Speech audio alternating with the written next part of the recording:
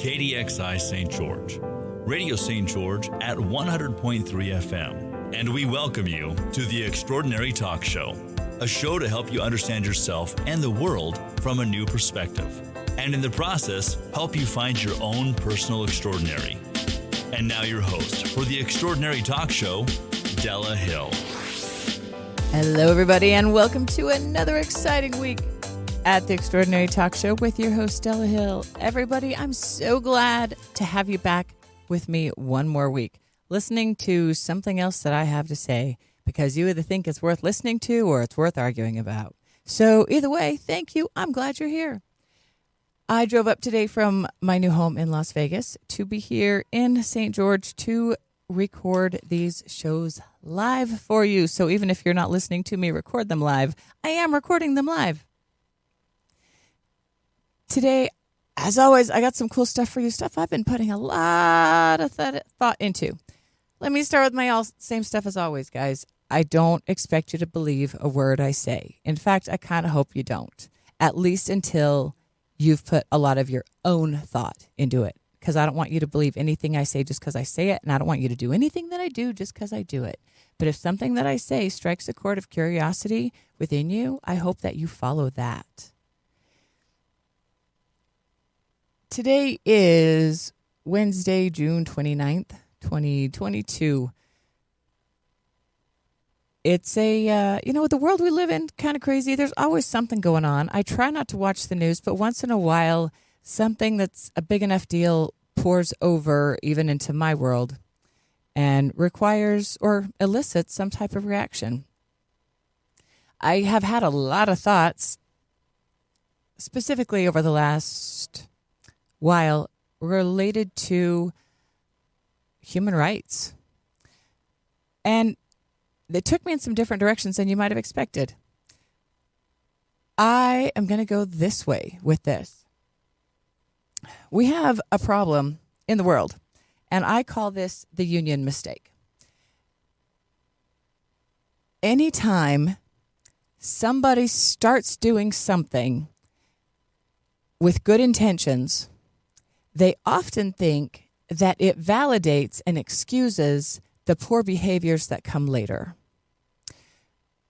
For example, a friend of mine was at a bar, and she was flirting with the guy, but the guy was kind of being a little bit aggressive, and her other friend stepped in just to check in, just to be kind, just to make sure that everything was all right. And in doing that, I believe I wasn't there, so it's hard for me to say exactly, but I believe he was in the right in supporting his friend.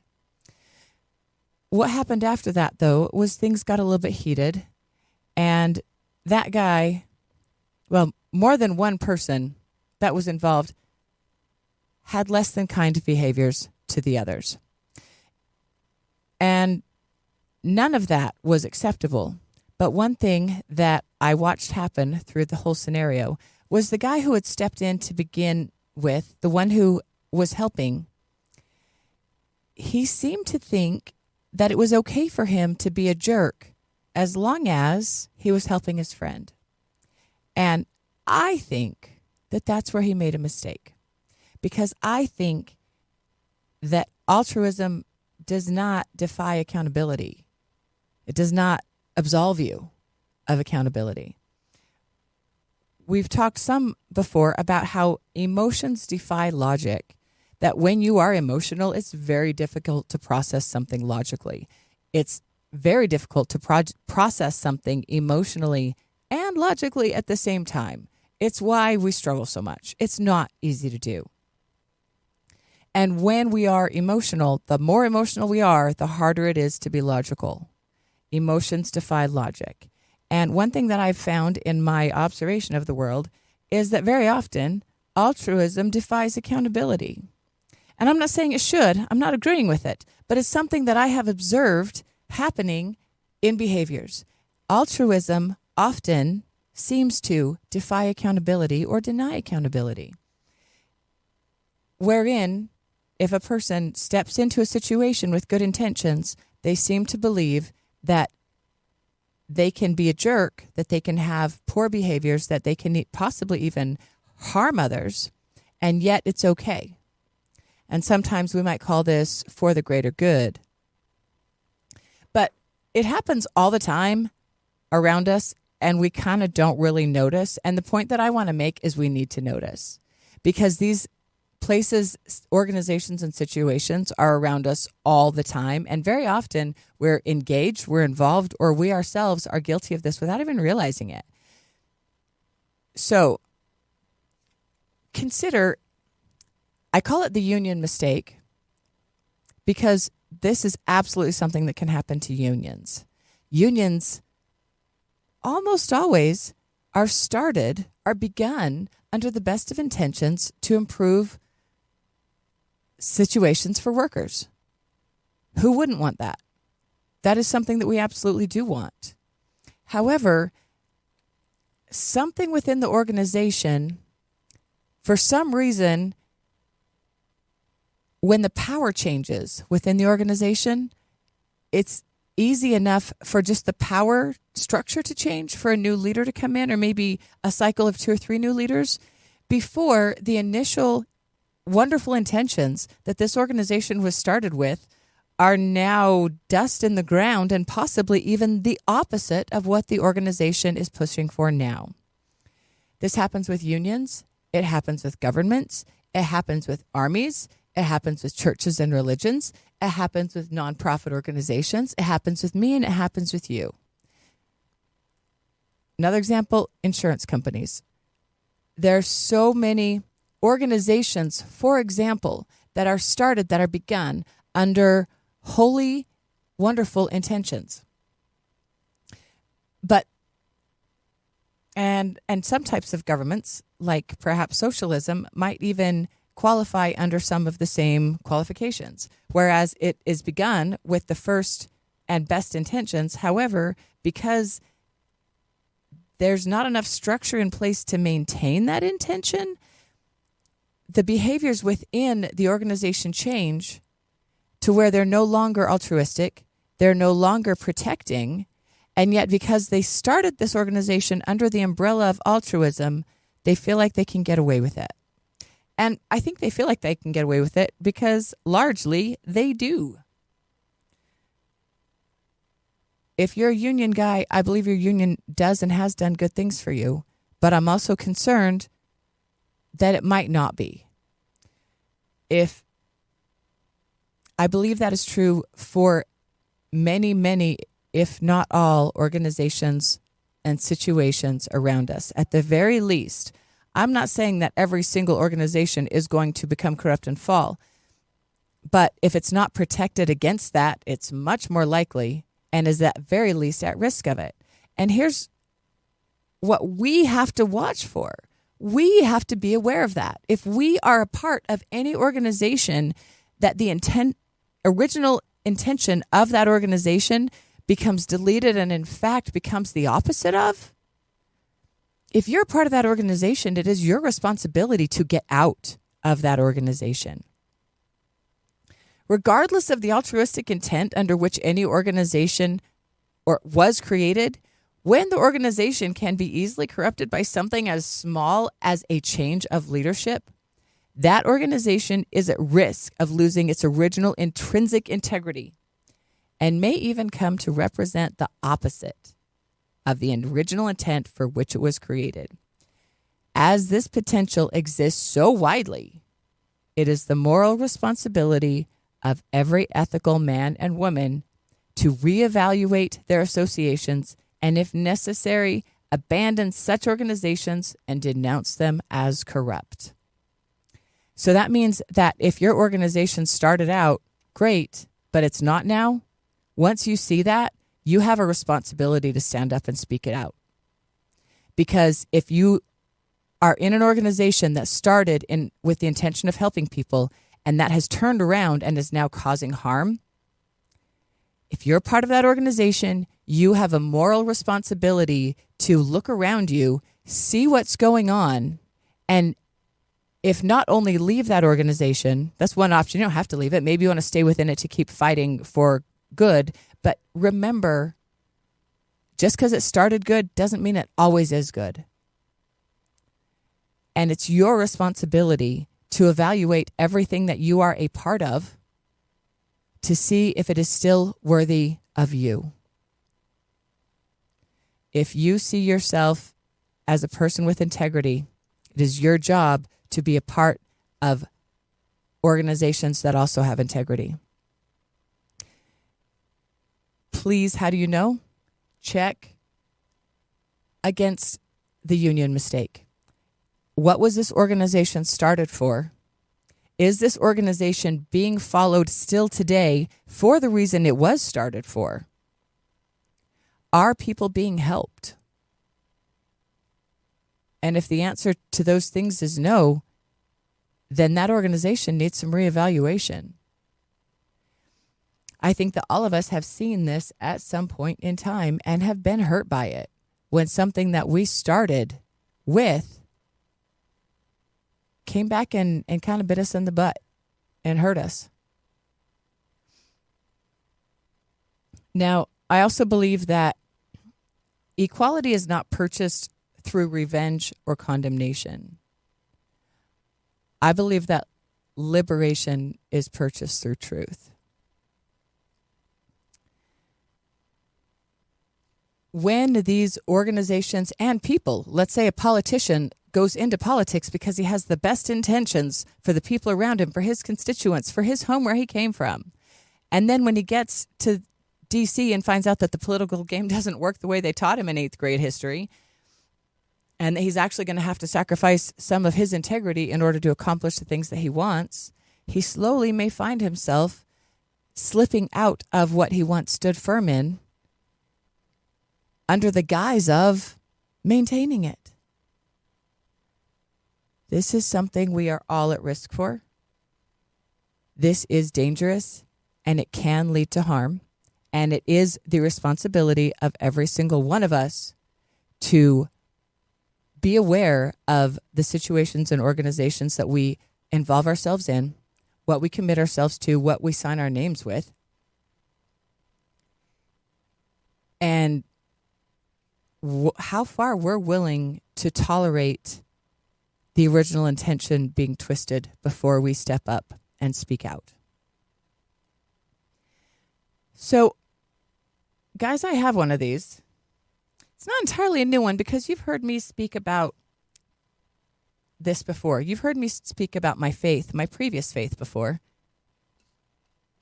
because I was raised religiously. And there's something that was taught in my religion, not just my religion, but across Christian religions. And I've found this teaching to be very confusing, and I want to call it out. If you believe two different things that are in contradiction, like that the Spirit will leave you alone if you ever sin, and that the Spirit is your constant companion, you can't believe both of those things at the same time without causing some stress. That's called cognitive dissonance. And I experienced in my life a tremendous amount of cognitive dissonance every time I questioned something about my religion that didn't make sense to me, but also because I wanted so much to be a good girl and believe in it, try to explain how it worked in my head, and that gave me a headache.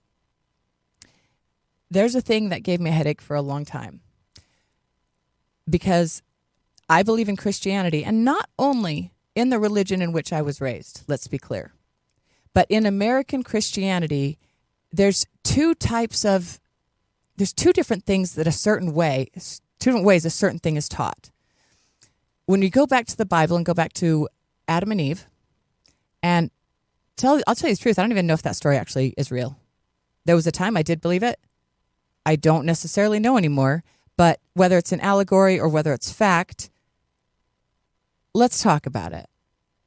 Because I was taught this story two ways. One way that I heard most of actually was that, first of all, here's a good thing. Men will be punished for their own sins, not for Adam's transgression. That was one thing that my church specifically taught. And I thought that was pretty cool because I talked to people and went to other churches who they had to defend themselves and not go to hell and repent for the stuff that that Adam did, and that never made sense to me. So when it comes to Eve, one way that I was taught was that Adam was offered the fruit in the garden. He said no. Eve was offered the fruit. She was weak. She gave in. And now we all recognize that women aren't as good as men, not as strong as men, not as faithful as men. And even though, honestly, I feel like that is absolutely ridiculous, I also feel like that is the story and that is the narrative that pervades American Christianity.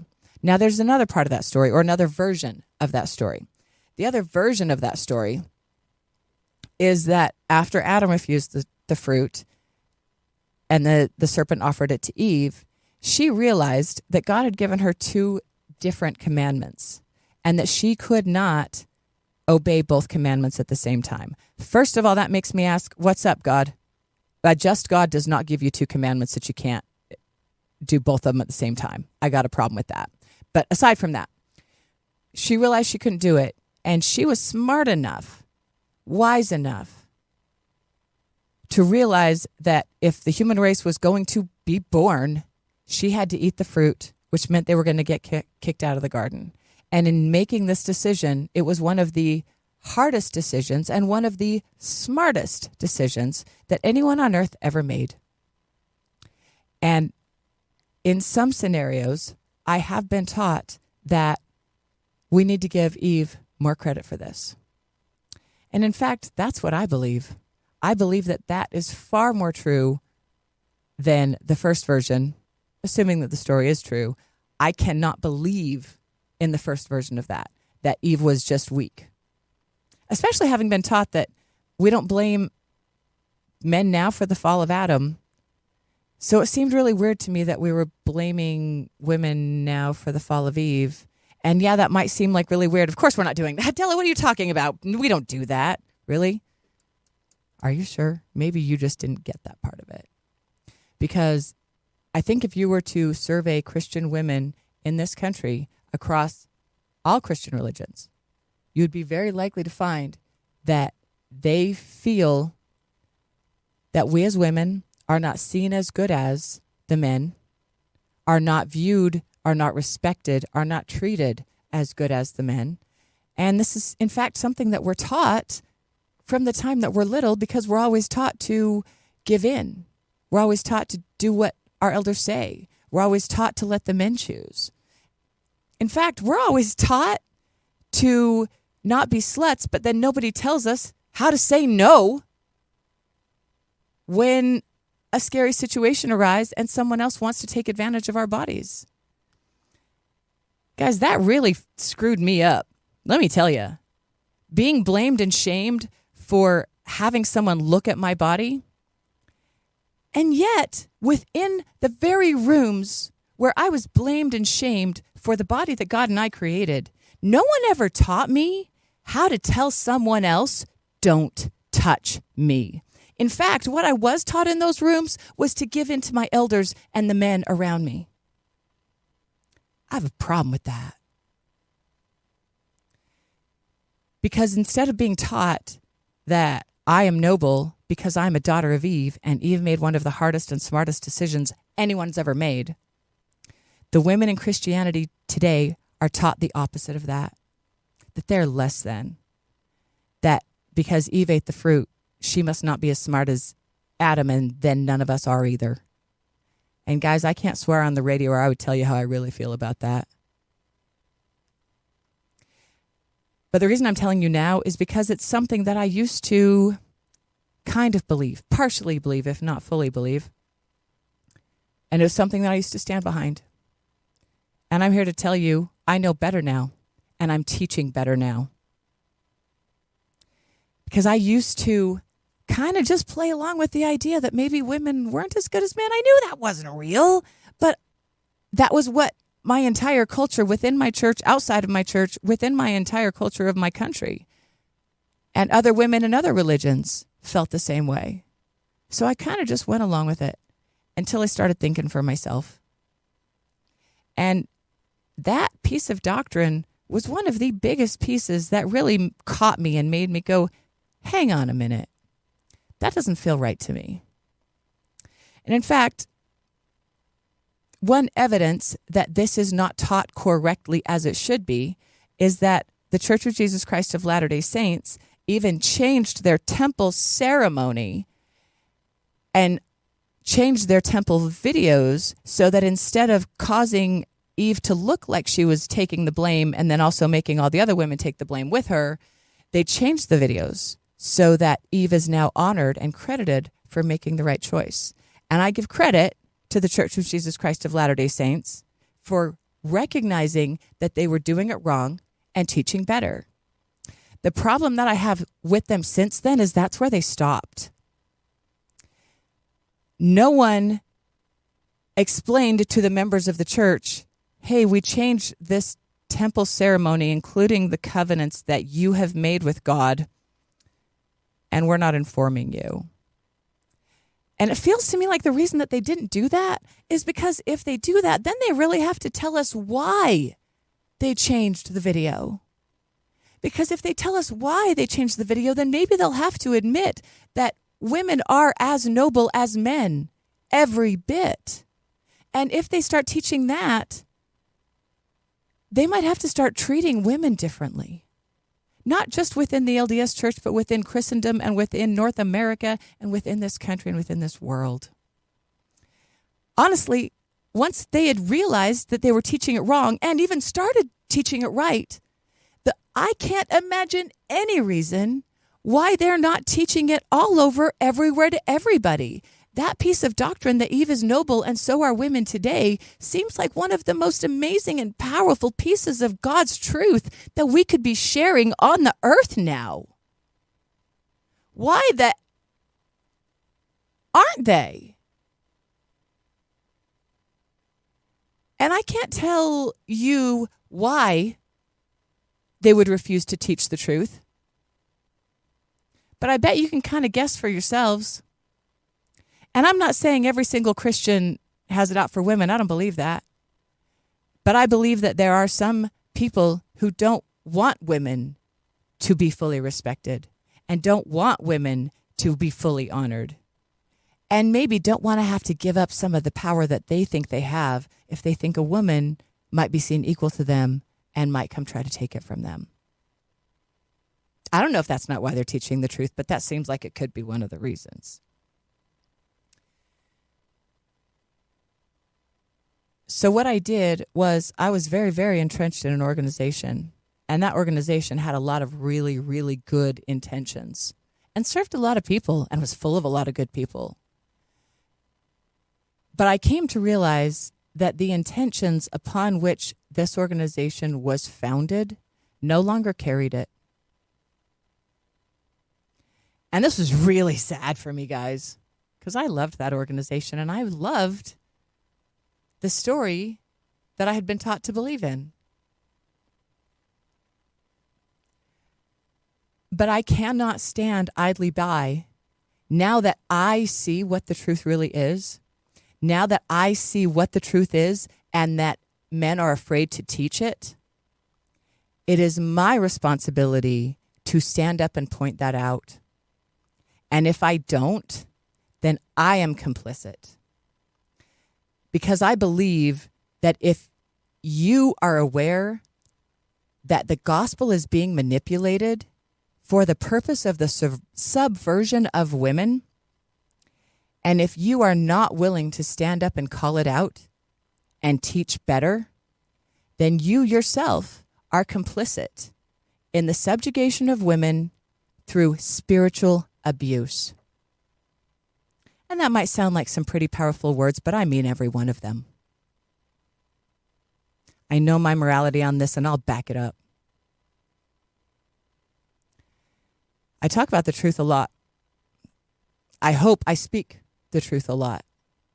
I can't promise you that I always speak the truth, but I can encourage you to listen to yourself because you have your own access to the truth. You have your own truth teller inside you. And every single thing that I say or that anybody else says, your truth teller speaks up and tells you if it's true or not.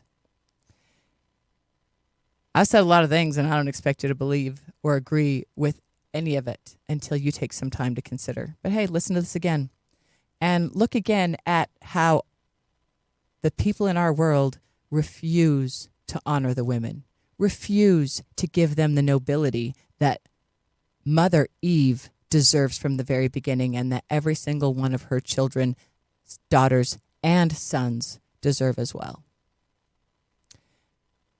You don't have to agree with me, but for heaven's sake, please consider it.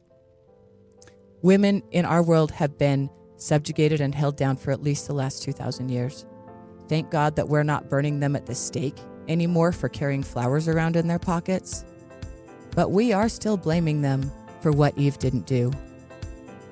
And if you want to be better, it's time to be better.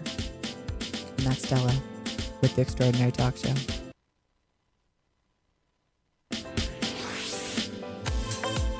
You've been listening to the Extraordinary Talk Show with Della Hill. Search YouTube and Facebook, Spotify, or Podbean for video and podcasts of this show, or go to radiostgeorge.com. We'll see you next week for another edition of the Extraordinary Talk Show.